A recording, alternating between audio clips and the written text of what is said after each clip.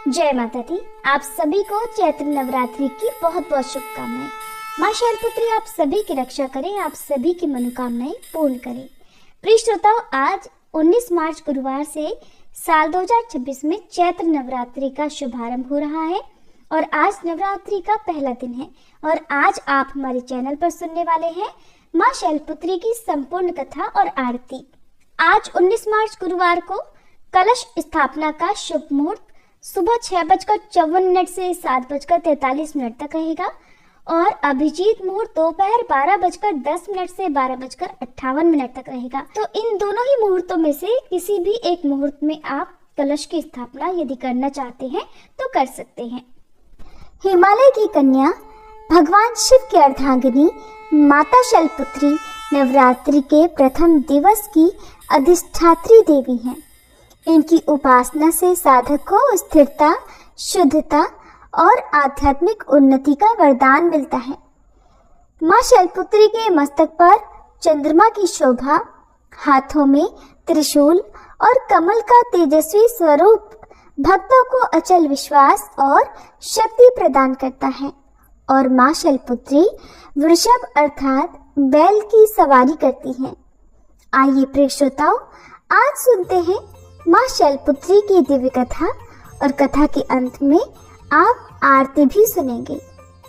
आज की इस कथा को सुनने के बाद वीडियो को लाइक और कमेंट बॉक्स में जय माता दी जरूर लिखिएगा। सर्वशक्ति की अधिष्ठात्री नवरात्रि के प्रथम दिन पूजित देवी माँ शैलपुत्री का जन्म एक विशेष उद्देश्य से हुआ।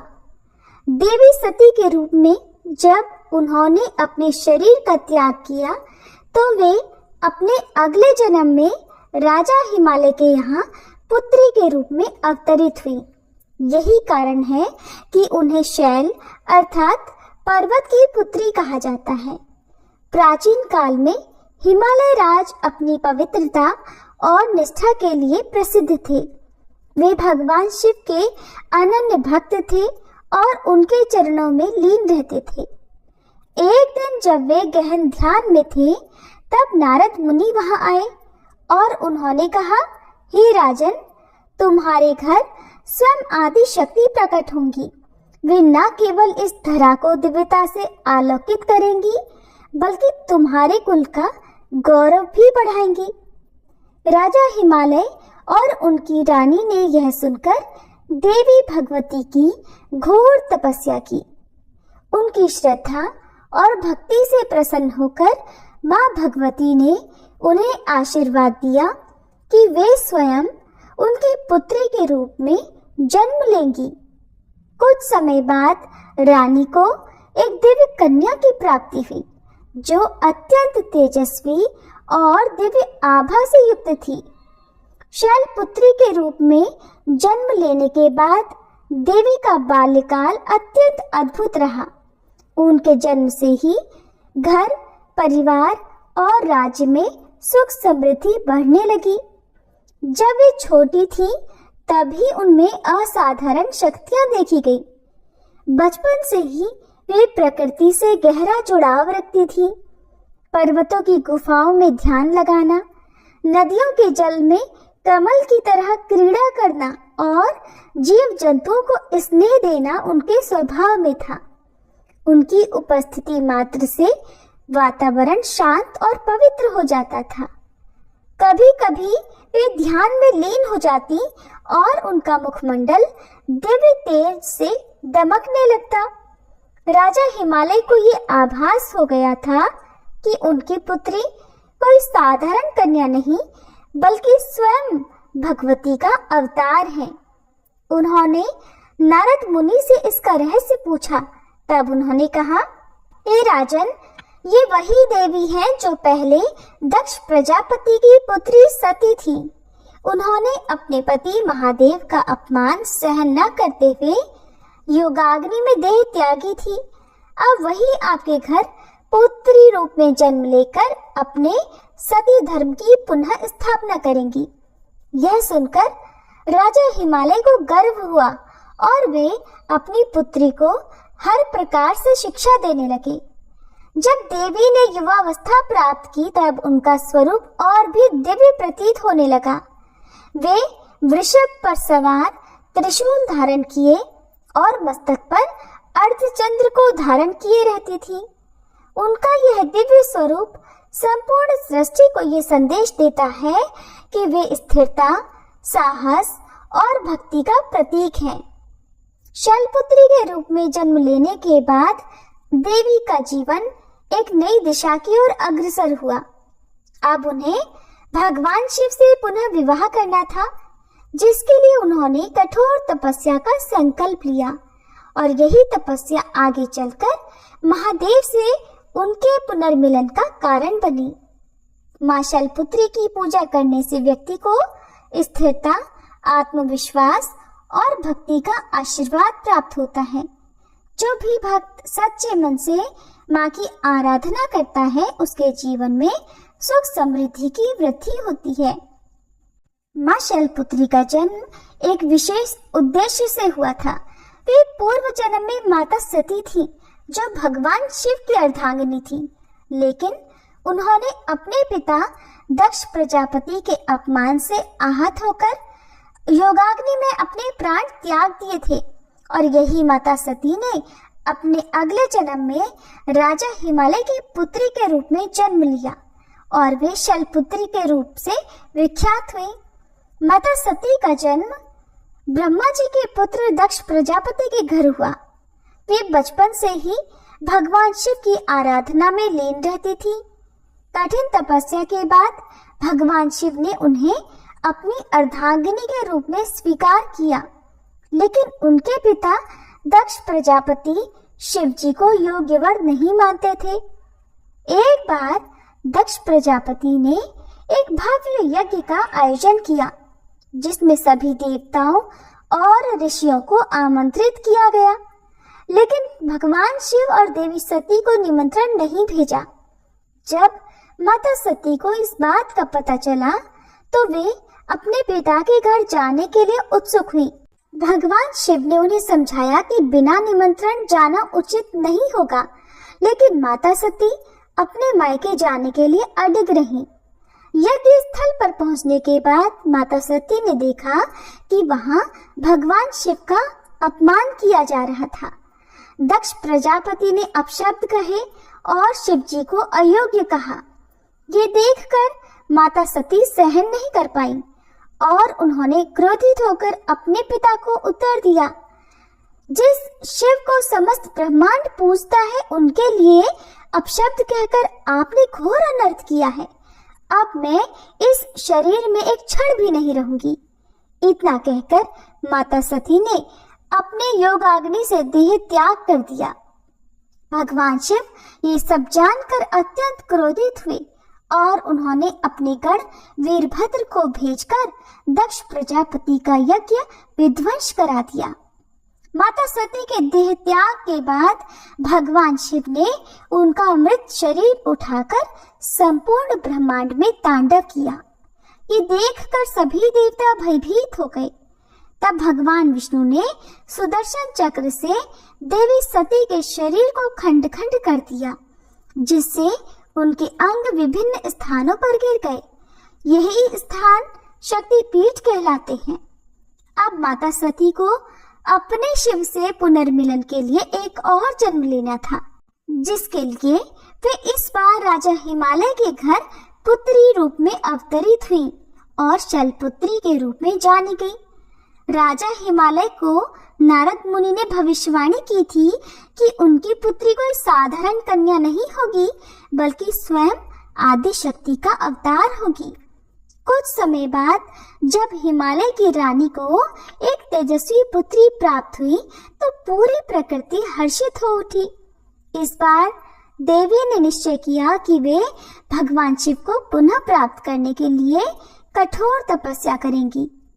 जैसे जैसे शैलपुत्री बड़ी हुई, उनके भीतर दिव्यता झलकने लगी। देवी शैलपुत्री को अपने पूर्व जन्म की स्मृतियां जागृत हुई और उन्होंने संकल्प लिया कि वे भगवान शिव को पुनः पति रूप में प्राप्त करेंगी। इस उद्देश्य से उन्होंने गहन तपस्या का मार्ग चुना। वे अब पर्वतों की गुफाओं में जाकर ध्यान लगाने लगी। कठोर ब्रह्मचर्य का पालन करते हुए अपना संपूर्ण जीवन शिव आराधना में उन्होंने समर्पित कर दिया। पहले वर्षों तक वे केवल फल और फूल खाकर रहीं, फिर केवल पत्तों पर जीवन यापन करने लगी, जिससे उन्हें अपर्णा कहा गया। अंततः उन्होंने निर्जल और निराहार रहकर घोर तपस्या की। मां शैलपुत्री की तपस्या से समस्त देवगण चकित थे। इंद्र देव को चिंता हुई कि यदि माता की तपस्या पूर्ण हो गई तो शिवजी उनसे विवाह के लिए बाध्य हो जाएंगे। इसलिए उन्होंने कामदेव को भेजा ताकि उनकी तपस्या भंग की जा सके। कामदेव ने मोहिनी बाणों का प्रयोग किया, लेकिन देवी अडिग रहीं। आखिरकार भगवान शिव एक ब्राह्मण के रूप में उनके सामने प्रकट हुए। भगवान शिव ने उनसे कहा, हे देवी, तुम कौन हो और इस कठोर तपस्या का क्या उद्देश्य है? देवी शैलपुत्री ने अपने तपोबल से जान लिया था कि उनके सामने कोई और नहीं बल्कि स्वयं भगवान शिव हैं।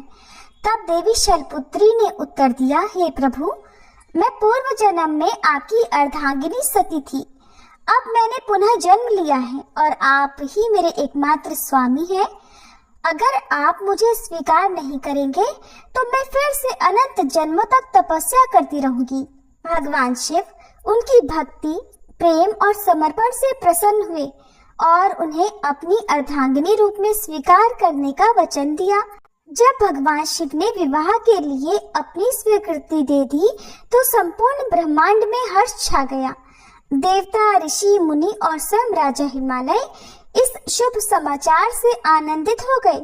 राजा हिमालय ने भव्य आयोजन की तैयारी की। समस्त देवताओं ने इस पावन विवाह के लिए मंगल गान किया। अंततः भगवान शिव और माता शैलपुत्री का विवाह विधि पूर्वक संपन्न हुआ। मां शैलपुत्री की भगवान शिव को पुनः प्राप्त करने की कथा हमें सिखाती है कि सच्ची निष्ठा और समर्पण से असंभव भी संभव हो जाता है। धैर्य और दृढ़ संकल्प के बिना जीवन में कोई भी लक्ष्य प्राप्त नहीं किया जा सकता। भगवान शिव स्वयं कहते हैं कि जो भक्ति और प्रेम में अडिग रहता है उसे वे अवश्य स्वीकार करते हैं। मां शैलपुत्री वृषभ की सवारी करती हैं और मां शैलपुत्री के वाहन नंदी बैल का उनके स्वरूप में विशेष महत्व है। देवी शैलपुत्री जो हिमालय राज की पुत्री हैं, उनके साथ नंदी का संबंध केवल वाहन का नहीं बल्कि एक भक्त और आराध्य का है। ये कथा हमें बताती है कि कैसे एक साधारण बैल भगवान शिव का परम भक्त बना और मां शैलपुत्री के साथ जुड़ा। नंदी के पूर्व जन्म की कथा भी अब आप सभी सुनिए। प्राचीन काल में ऋषि शिलाद ने संतान प्राप्ति के लिए घोर तपस्या की। उन्होंने भगवान शिव से प्रार्थना की कि उन्हें एक ऐसा पुत्र प्राप्त हो जो अमर और अत्यंत तेजस्वी हो। भगवान शिव ने उनकी तपस्या से प्रसन्न होकर उन्हें एक पुत्र प्रदान किया जो वास्तव में शिव जी का ही अंश था। इस बालक का नाम नंदी रखा गया। वह जन्म से ही तेजस्वी और अत्यंत बलशाली था। बचपन से ही नंदी को भगवान शिव के प्रति अगाध भक्ति थी। जैसे जैसे वह बड़े हुए उनकी भक्ति और बढ़ती गई। जब नंदी युवा हुए तो उन्हें ज्ञात हुआ कि उनका जीवन केवल सांसारिक कार्यों के लिए नहीं बल्कि भगवान शिव की सेवा के लिए समर्पित होना चाहिए। इसके लिए वह कैलाश पर्वत की ओर प्रस्थान कर गए और भगवान शिव को प्रसन्न करने के लिए घोर तपस्या करने लगे। उन्होंने कठोर व्रत का पालन किया, केवल वायु और जल पर रहकर भगवान शिव का ध्यान किया। उनकी भक्ति से प्रसन्न होकर स्वयं भगवान शिव प्रकट हुए। भगवान शिव ने नंदी से कहा, वत्स, मैं तुम्हारी भक्ति से अत्यंत प्रसन्न हूँ, मांगो जो तुम्हें चाहिए। नंदी ने उत्तर दिया, हे प्रभु, मेरा एकमात्र लक्ष्य आपकी सेवा करना है। मुझे आपके चरणों में स्थान दीजिए। तब भगवान शिव ने उसे अपना प्रेगण और वाहन बनने का वरदान दिया। इधर जब माता सती ने योगाग्नि में आत्मत्याग किया और पुनः शैलपुत्री रूप में जन्म लिया, तब भगवान शिव ने नंदी को आदेश दिया कि वह उनकी साधना में सहायता करे। जब देवी शैलपुत्री कठिन तपस्या कर रही थी, तब नंदी उनकी रक्षा के लिए सदैव उपस्थित रहते थे। उन्होंने देवी की सेवा की और उनकी तपस्या में किसी भी प्रकार की बाधा नहीं आने दी। देवी ने नंदी की भक्ति और सेवा भाव को देखकर उन्हें आशीर्वाद दिया कि वह सदैव शिव और शक्ति के वाहन के रूप में प्रतिष्ठित रहेंगे। एक समय की बात है जब एक असुर ने देवी शैलपुत्री की तपस्या भंग करने का प्रयास किया। वह राक्षस वेश बदलकर उनके समीप पहुंचा, लेकिन नंदी ने उसे पहचान लिया।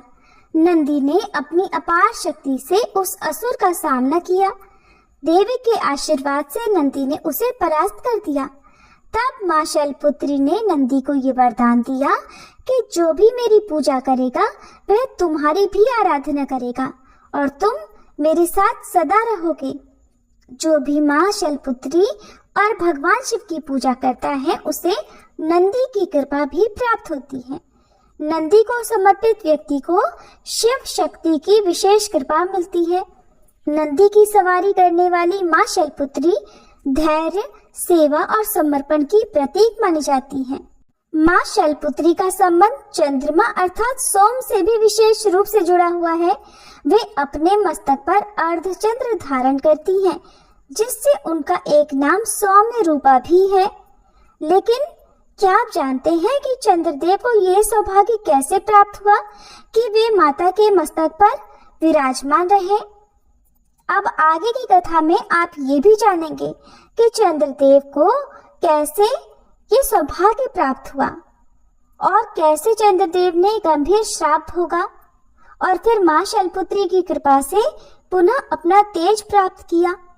चंद्रदेव, जिन्हें सोम भी कहा जाता है, जो अत्यंत सुंदर, तेजस्वी और आकर्षक माने जाते हैं, वे 27 नक्षत्रों के स्वामी हैं और उन्होंने राजा दक्ष प्रजापति की 27 कन्याओं से विवाह किया था। लेकिन उन्होंने अपने विशेष रूप से रोहिणी नामक पत्नी को ही सबसे अधिक प्रेम दिया, जिससे बाकी 26 पत्नियां उपेक्षित महसूस करने लगी।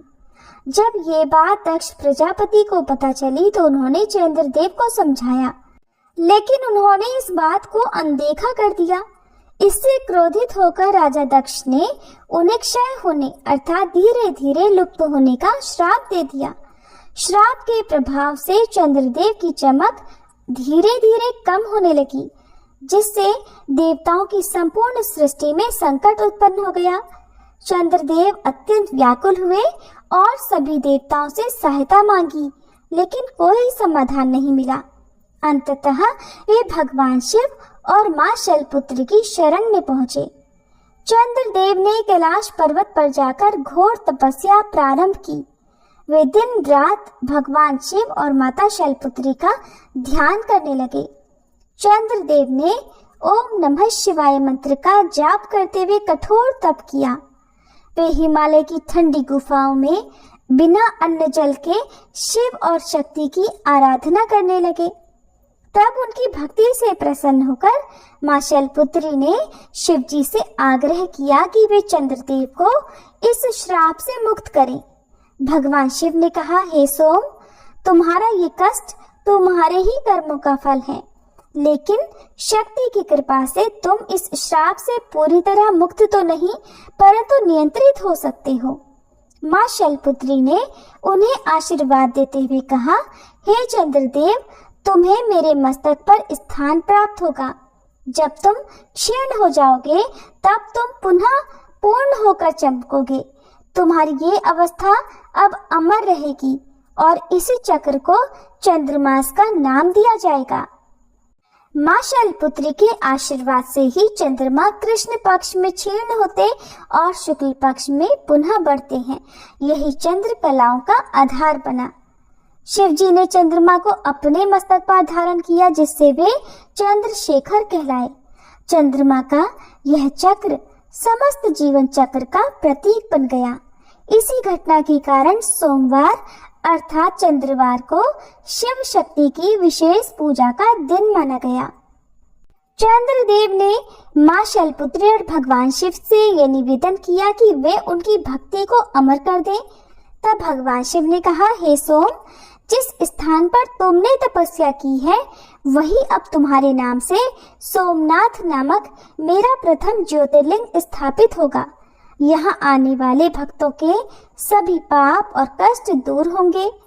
माँ शैलपुत्री ने भी आशीर्वाद दिया कि जो भी भक्त सोमवार को व्रत रखेगा उसकी समस्त इच्छाएं पूर्ण होंगी। तभी से सोमवार को शिव और शक्ति की पूजा का विशेष महत्व हो गया। माँ शैलपुत्री के वहाँ नंदी बैल का उनके स्वरूप में विशेष स्थान है। लेकिन प्रिय श्रोताओं, क्या आप जानते हैं कि एक समय ऐसा भी आया जब एक दैत्य वृषभासुर ने देवी की शक्ति को चुनौती दी थी। आगे की कथा जो भी आप सुनने वाले हैं वो बताती है कि कैसे अहंकारी राक्षस ने शिव और शक्ति की महिमा को नकार दिया और उसका अंत स्वयं माँ शैलपुत्री के हाथों हुआ। बहुत समय पहले वृषभ नामक एक असुर ने भगवान शिव की कठोर तपस्या की। उसने वर्षों तक घोर तप कर शिव जी को प्रसन्न कर लिया। तब भगवान शिव प्रकट हुए तो वृषभासुर ने कहा, प्रभु, मुझे अपार शक्ति और अमृतत्व का वरदान दीजिए जिससे कोई भी मुझे पराजित न कर सके। भगवान शिव ने उसे वरदान दिया कि वह अत्यंत बलशाली होगा, लेकिन उसकी मृत्यु एक दिव्य स्त्री के हाथों ही होगी। वृषभासुर ने इस वरदान को सुना, लेकिन उसकी बुद्धि अहंकार से भर गई। उसने अपनी शक्ति का उपयोग भलाई की बजाय अधर्म के लिए करना शुरू कर दिया। वह देवताओं और ऋषियों को सताने लगा। उसने शिव जी के अन्य भक्तों को भी कष्ट देना शुरू कर दिया। उसे विश्वास था कि कोई भी स्त्री उसे पराजित नहीं कर सकती। एक दिन उसने सुना कि हिमालय की पुत्री माँ शैलपुत्री अपार शक्ति और दिव्य तेज से युक्त है। अहंकारी वृषभासुर को यह सहन नहीं हुआ कि कोई स्त्री उससे अधिक शक्तिशाली हो सकती है। तब वह कैलाश पर्वत की ओर बढ़ा और माँ शैलपुत्री को ललकारते हुए बोला, हे शैलपुत्री, तुम स्त्री होकर मेरी शक्ति की बराबरी कैसे कर सकती हो? अगर तुम्हें अपने बल पर विश्वास है तो आओ और मुझसे युद्ध करो। माँ शैलपुत्री शांत थी। उन्होंने वृषभासुर को समझाने का प्रयास किया, हे वृषभ, अहंकार का अंत निश्चित है। यदि तुम शिव जी के सच्चे भक्त हो तो अपनी शक्ति का उपयोग सद्मार्ग के लिए करो। लेकिन माँ शैलपुत्री की इन बातों का वृषभासुर पर कोई भी प्रभाव नहीं पड़ा और उसने देवी पर आक्रमण कर दिया। माँ शैलपुत्री ने जैसे ही वृषभासुर का अहंकार देखा, उन्होंने अपना महाकाली स्वरूप प्रकट किया। उनके नेत्र अंगारे समान जलने लगे। त्रिशूल उनके हाथों में चमकने लगा। उनकी सवारी नंदी बैल भी गगन भेदी गर्जना करने लगा। माँ शैलपुत्री ने वृषभासुर से कहा, अब तेरा अंत निकट है। और ऐसा कहकर उन्होंने त्रिशूल से वृषभासुर का वध कर दिया और उसके अंत के साथ ही संपूर्ण संसार में पुनः शांति स्थापित हो गई। इस प्रकार माँ शैलपुत्री केवल करुणा की ही देवी नहीं बल्कि दुष्टों का संहार करने वाली महाशक्ति भी है और अहंकार से हमेशा पतन होता है, चाहे व्यक्ति कितना भी शक्तिशाली क्यों ना हो। आइए अब सुनते हैं माँ ज्वाला देवी की कथा। प्राचीन किंवदंतियों के अनुसार बात उस समय की है जब दैत्य हिमालय पर्वत पर अपना अधिकार जमाकर देवताओं को परेशान कर रहे थे। तब भगवान विष्णु के नेतृत्व में देवताओं ने उनका नाश करने का निश्चय किया। उन्होंने अपनी शक्तियों को केंद्रित किया और धरती से तब विशाल ज्वालाएं उठी और उसी अग्नि ज्वाला से कन्या का जन्म हुआ, जिन्हें आदि शक्ति प्रथम शक्ति माना जाता है। सती या देवी पार्वती के नाम से प्रसिद्ध वे प्रजापति दक्ष के घर में पली बढ़ी और बाद में भगवान शिव की अर्धांगिनी बनी। एक बार जब इनके पिता ने भगवान शिव का अपमान किया और इसे स्वीकार न कर पाने के कारण उन्होंने आत्मदाह कर लिया और फिर जब भगवान शिव को अपनी पत्नी की मृत्यु का समाचार मिला तो उनके क्रोध की सीमा नहीं रही और उन्होंने सती के शरीर को धारण करके तीनों लोकों में तांडव करना शुरू कर दिया, विचरण करना शुरू कर दिया। अन्य देवता उनके क्रोध से कांप उठे और तब उन्होंने भगवान विष्णु की शरण ली और भगवान विष्णु से सहायता की याचना की। तब भगवान विष्णु ने बाणों की बौछार की। कुछ जगह पर भगवान विष्णु के सुदर्शन चक्र धारण करने की और सती के शरीर को, जो योगाग्नि में भस्म हो गया था, उन शरीर के हिस्सों को सुदर्शन चक्र से काटने की बात भी कही जाती है। और इस प्रकार बाणों की बौछार जो देवी सती के शरीर पर लगी तो उनके टुकड़े टुकड़े हो गए और जिन जगह पर, जिन स्थानों पर वे टुकड़े गिरे वहां 51 पवित्र शक्तिपीठ बन गए। देवी सती की जीभ ज्वाला जी पर गिरी थी और देवी उस प्राचीन चट्टान की दरारों से जलती हुई छोटी छोटी ज्वालाओं के रूप में प्रकट होती हैं, जो नीले रंग की होती हैं। कहा जाता है कि सदियों पहले एक ऐसा चरवाहा था जो गाय चराने जाता था, लेकिन वापस लौटने पर उसकी एक गाय थी जो कभी दूध नहीं देती थी।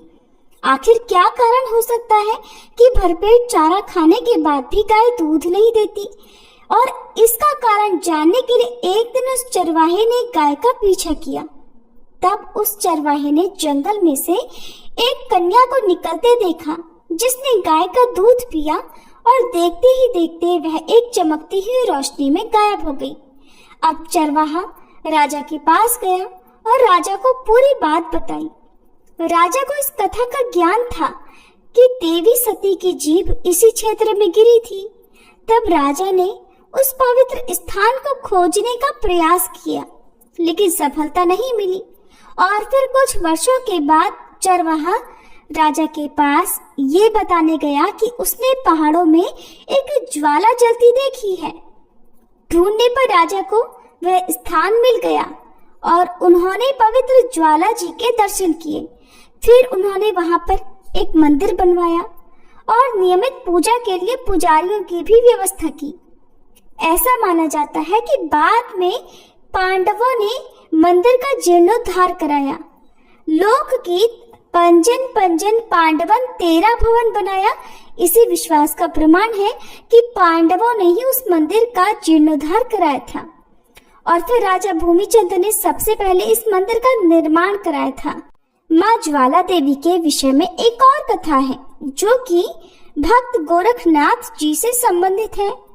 माँ ज्वाला जी के एक परम भक्त थे गोरखनाथ जी, और एक बार वे माँ से भोजन करने के लिए आग जलाकर पानी गर्म करने का आग्रह करने लगे और स्वयं भिक्षा लेने गए, लेकिन वे कई दिनों तक वापस नहीं लौटे।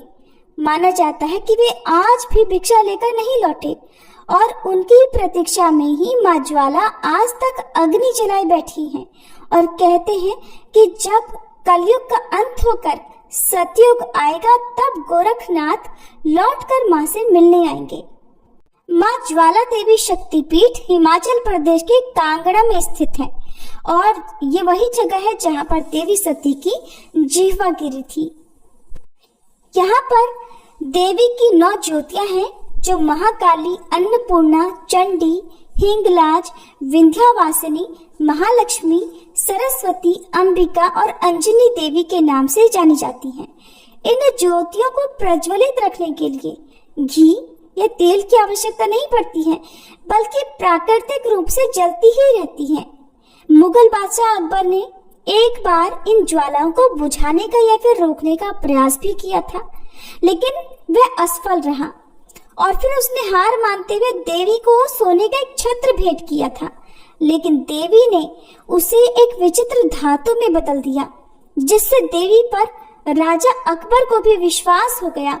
ये बात तो हम सभी जानते हैं कि हजारों वर्षों से भारत विदेशी आक्रमणकारियों का गुलाम रहा, जिनके मन में हिंदू धर्म के प्रति मात्र घृणा का ही भाव था, और इसी भाव से ग्रसित होकर मुगल शासकों ने हिंदू धार्मिक जगहों को, हिंदू मंदिरों को नुकसान पहुंचाने का काम भी किया। और इसी क्रम में धार्मिक स्थलों को नुकसान पहुंचाने की इच्छा से एक बार मुगल शासक ज्वालाजी मंदिर भी पहुंचे। मुगल शासक अकबर तो अपनी सेना लेकर ज्वालाजी मंदिर पहुंचा, जिसने सदियों से जल रही इन ज्वालाओं को पानी डालकर बुझाने का प्रयास किया। इसके अलावा इन ज्वालाओं को लोहे के तवे से भी ढका गया, लेकिन ज्वाला के प्रभाव से तवे में भी छेद हो गया, लेकिन ज्वालाएं नहीं बुझी और आखिरकार अकबर ने हार मान ली और उसे ज्वालाजी मंदिर से वापस लौटना पड़ा। यहाँ पास में ही एक कुंड भी है जिसे गोरखनाथ जी की डिब्बी कहा जाता है और इस कुंड से लगातार भाप निकलती रहती है। मान्यता है कि ये कुंड उसी पानी से भरा हुआ है जिसे माँ ज्वाला देवी ने गर्म करने के लिए कहा था। कहते हैं कि जब भक्त गोरखनाथ जी जो ज्वाला देवी की असीम भक्ति में लीन रहते थे, तो वे असीम भक्ति में लीन होकर एक दिन तपस्या कर रहे थे।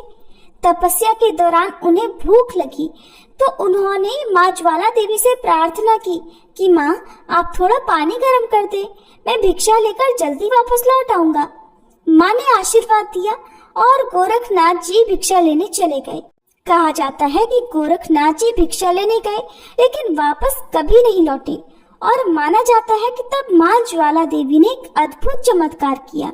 उन्होंने स्वयं एक ज्वाला प्रज्वलित की जो आज भी मंदिर में जलती रहती है। ये वही ज्वाला है जिसके लिए गोरखनाथ जी ने माँ से पानी गर्म करने को कहा था और कहा जाता है कि कलयुग के अंत में गोरखनाथ इसी मंदिर में वापस लौटेंगे और तब तक ये ज्वाला जलती ही रहेगी।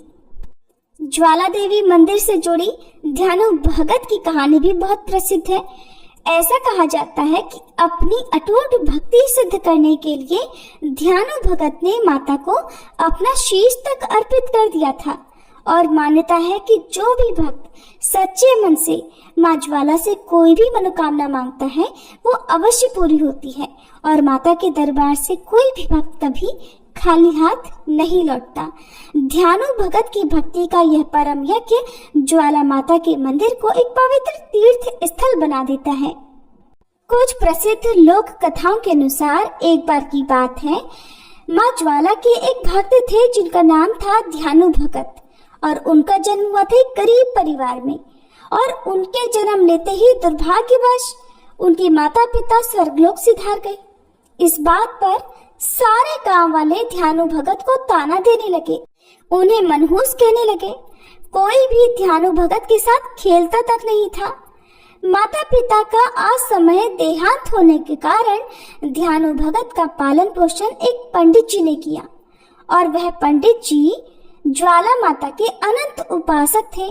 उनकी भक्ति किया करते थे और उनकी अनन्य भक्ति का ही ये परिणाम था जो ज्वाला माँ की कृपा ध्यानु भगत पर इतनी थी। जब ध्यानु भगत ने पंडित जी से अपनी माँ के बारे में पूछा तो पंडित जी कहा करते, तेरी माँ तो साक्षात ज्वाला में है। पंडित जी की यह बात सुनकर बालक ध्यानु ने एक बार सोचा कि क्यों न माता से पूछा जाए। अब तो वह माता रानी की शरण में बैठ गया और वह बालक सच्चे मन से अपनी माँ को पुकारता हुआ कहने लगा, हे माता, मेरे बाबा तो कहते हैं कि आप मेरी जननी है और अगर ये सच है तो आप फिर मुझसे मिलने क्यों नहीं आती, मुझे अपने सीने से क्यों नहीं लगाती जैसे बाकी बालक अपनी माँ के सीने से लगते हैं। हे देवी, कृपा कर, अगर तुम मेरी माता हो तो मुझे सीने से लगा लो, मैं माता का सुख भोगना चाहता हूँ। माँ, मैं आपके सीने से लगना चाहता हूँ। और बालक की ऐसी करुण पुकार सुनकर एक चमत्कार हुआ। जगत जननी माता ज्वाला अपने पुत्र के सम्मुख प्रकट हो गई और ध्यानु को अपने सीने से लगा लिया। धीरे धीरे समय बीता। अब वह नन्हा सा बालक बड़ा हो गया। ज्वाला देवी की विशेष कृपा ध्यानु पर थी, क्योंकि उसके मन में तो हर समय माँ ज्वाला ही समाई थी। वो उन्हीं को अपनी माँ समझता था। माता के आशीर्वाद से ध्यानु हर किसी के कष्टों को दूर किया करते। हर बार नवरात्रि पर वे माता के जगराते भी यथाशक्ति करवाते थे। उनकी भक्ति इतनी थी कि जब एक बार भी वो जय माता दी बोलते तो अंधे को आंखें मिल जाती थी, गूंगे को जुबान मिल जाती थी। देवी माँ की असीम कृपा से ध्यानु हर किसी के दुखों को दूर करने में लगे रहते। यहाँ तक कि वो गांव वाले जो बचपन में उन्हें मनहूस कहा करते, उनसे भी उन्हें कोई वैर भाव नहीं था।